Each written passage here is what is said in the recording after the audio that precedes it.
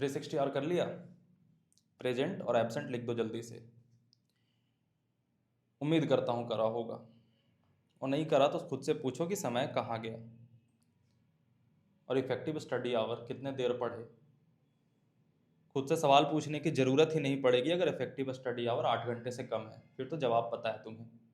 समय तो बीता, कहाँ गया दिख जाता है खुद को। और जब बहुत दिनों से आदत हो गई होगी तुम्हें कि समय बिताने की, तो सडनली अगर कोई बात पता पड़ती है उसे इम्प्लीमेंट करने की ज़रूरत पड़ेगी ना, तो तुम कर नहीं पाओगे। इसका रीज़न ये होता है कि न्यूटन का पहला नियम लग जाता है कि जो बॉडी जिस स्टेट में है उसी स्टेट को कंटिन्यू करना चाहती है अगर उस पर एक्सटर्नल फोर्स ना लगे। तो आपका मोमेंटम बना हुआ है ना पढ़ने का, सडनली मैं आपको कोई डोज दूंगा, बहुत अच्छा लगेगा, इम्प्लीमेंट करने में मुश्किल होगा क्योंकि आपका स्टेट ना पढ़ने वाला बन गया है, तो वो मोमेंटम कंटिन्यू होगा।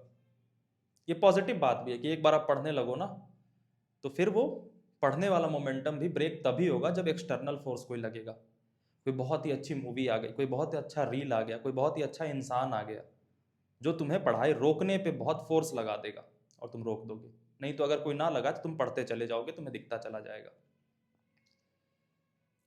तो ना पढ़ने पर कैसे पढ़ने वाले में ट्रांसफॉर्म होना, ये तो सबको बेसिक बात पता होती है।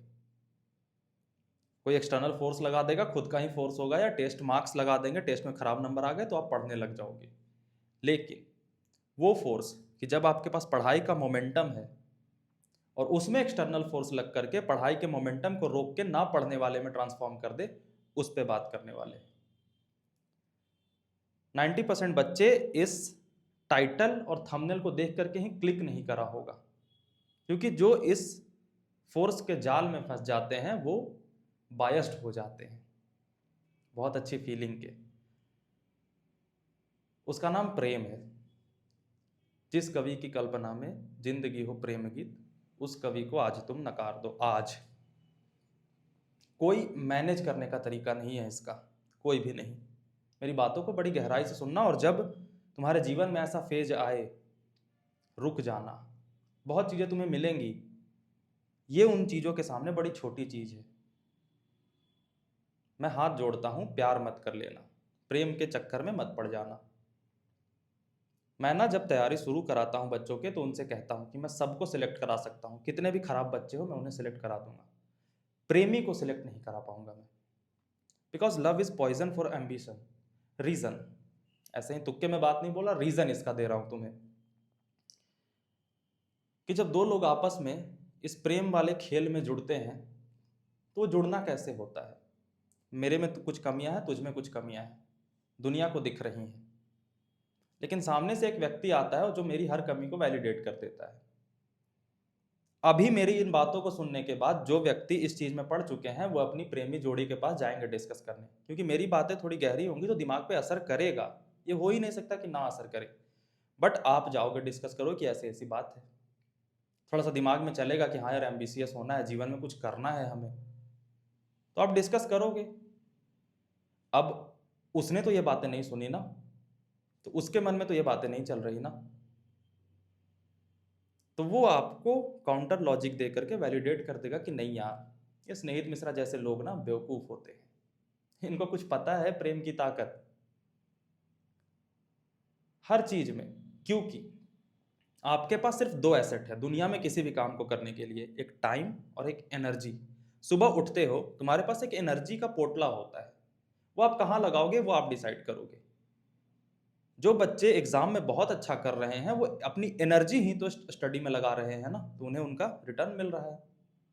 दूसरा एसेट होता है टाइम। 24 घंटे सबको मिले, अब 24 घंटे कहाँ लगाते हो आप डिसाइड करोगे। और ये प्रेम का जो खेल होता है ना, ये आपके दोनों रिसोर्सेस खींच लेता है, चूस लेता है पूरा का पूरा, एक एनर्जी और एक टाइम। तो आप कहीं और दे ही नहीं पाओगे। तो आप ये कैसे इमेजिन करते हो कि जो इसके बिना लड़ रहा है मैदान में वो टाइम और एनर्जी कम लगा रहा होगा। मान लो कि दो स्टूडेंट बहुत खराब हैं, सामने वाला नहीं पढ़ता, बट वो इस खेल में नहीं पढ़ा ना, वो टाइम एनर्जी ज्यादा लगाएगा अपनी पढ़ाई में और ऊपर उठेगा। और इतिहास ऐसे लोगों से भरे पड़े हैं जिनके पिता के पास बिल्कुल साम्राज्य था, बहुत बड़ा राज्य बना सकता था वो लड़का कवि हो जाता है, प्रेम में पड़ जाता है, छोड़ के निकल जाता है, खुद तो जाता ही है, उस साम्राज्य को भी बर्बाद करके जाता है। जहर है, नो एक्सेप्शन। तुम्हें दो तीन का, क्योंकि हम वो देखते और सुनते हैं जो हम देखना और सुनना चाहते हैं। तो एक दो कहानियां तुम अपने मन में ले आओगे इस बात को वैलिडेट करने के लिए कि तुम जिस कंडीशन में हो वो वर्क कर जाएगी। भैया देखो तो ये तो है, एक्सेप्शंस कांट बी एग्जांपल्स। और वो एक्सेप्शन है भी नहीं, तुम उसका जीवन देखोगे ना, तुम्हें पता पड़ेगा कि अगर वो इस खेल में नहीं होता तो वो जिस जगह को सक्सेस क्लेम कर रहा है वो उससे भी ऊपर होता। लेकिन हम सभी माइंडसेट वाले जीव होते हैं। हम जब रॉयल्स रॉयल्स नहीं ले पाते ना तो अपनी अल्टो की ही सक्सेस स्टोरी की रील बना के पोस्ट करते, बोलते सक्सेस यही तो है। ठीक है भैया, जब 10 टमाटर बेचने वालों का कंपटीशन होता है ना तो उसमें 1 केजी जिसने ज्यादा बेचे वो तो जीत गया उसमें ना। तो तुम देखो, सफलता तुम्हारे आसपास के कंपैरिजन वाली चाहिए कि सारे भिख मंगे हैं तो मैं भी भिख मंगा थोड़ा सीरियस वाला हूँ, कि मेरी जो है ना वो सबसे बिजी वाले चौराहे की जिम्मेवारी मिले, यहां मैं भीख मांग पाता हूँ। ये करना है तो बिल्कुल करते रहो, लेकिन अगर सीरियस हो, कुछ कुछ एम्बिशियस करना है लाइफ में, इनमें नहीं पढ़ना, रोक देगा। रीजन क्या, पढ़ाई में टाइम और एनर्जी जैसे ही लगाना स्टार्ट करोगे, सामने वाला पार्टनर जो होगा उसे तो दिखेगा कि तुम अपना टाइम और एनर्जी कहीं और दे रहे हो, वो तुरंत आएगा दिखाने तुम जो दे रहे हो क्यों वैलिड नहीं। वो जानबूझ के भी ना करे, लेकिन आपकी ऑटोमेटिक बॉन्डिंग ऐसी बन गई है कि आप एक दूसरे के टाइम और एनर्जी को चूसने के इतने आदी बन चुके होगे, दोनों एक दूसरे को ले डूबोगे। और अंत में पश्चाताप के अलावा कुछ नहीं आएगा हाथों में, कुछ नहीं आएगा। मेरी इस बात को याद रखना, कुछ नहीं आएगा, कुछ भी नहीं। बेस्ट टू बेस्ट सिनेरियो में क्या होगा कि आप दोनों हमेशा के लिए साथ रहोगे, क्या हो गया, हाड़ मांस का एक जीव मिल गया, मर जाएगा एक समय के बाद, आप भी। मत पढ़ना। और जो अकेले बच्चे हैं, थैंक गॉड, ऊपर देख के थैंक यू बोलना कि मैं इसमें नहीं हूं, भगवान तूने बचा रखा है। जिस दिन तुम्हें कोई अच्छा लगने लग जाए, भगवान को देख के कहना, भगवान कौन सा पाप करा था जिसका सजा भेज रहे हो।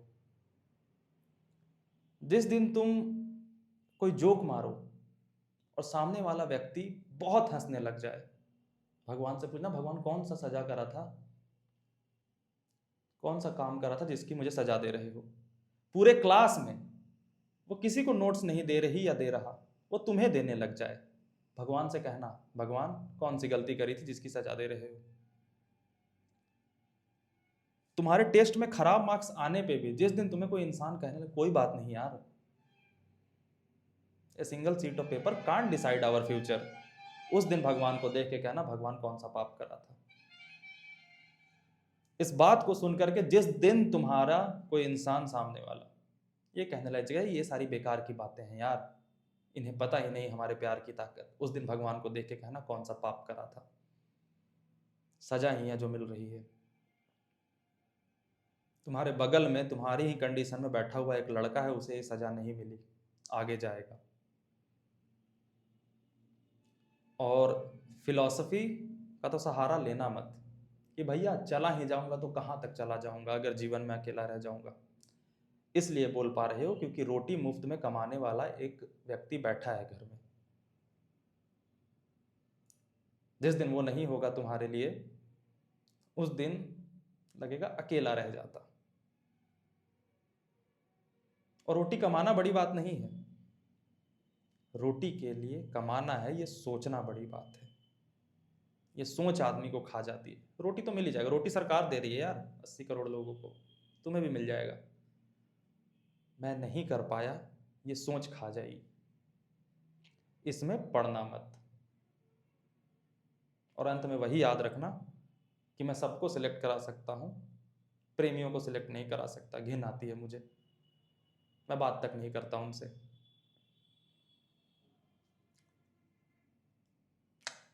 मज़ा नहीं आता उनके साथ रहने में। सोचना इस पे।